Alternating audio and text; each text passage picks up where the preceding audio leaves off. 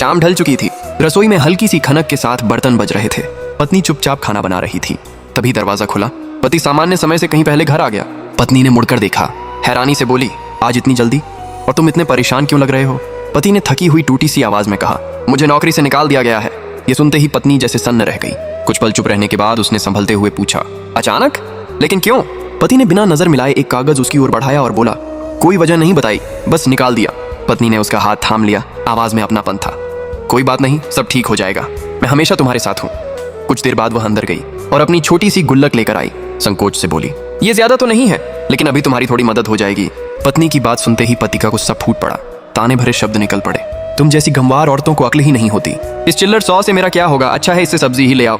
ये शब्द सीधे पत्नी के दिल में उतर गए। उसकी आंखें भर आईं। रोते हुए बोली, आज तुमने बता दिया कि इस घर में मेरी औकात क्या है।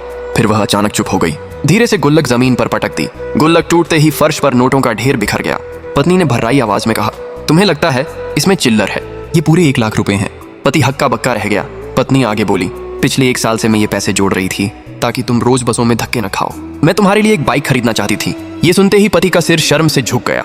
उसकी आंखें भर आईं। वह आगे बढ़ा, पत्नी को गले लगाया और बोला, मुझे माफ कर दो, मैं समझ नहीं पाया कि असली दौलत क्या होती है।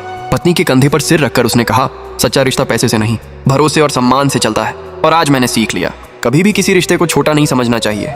वीडियो को लाइक जरूर करें।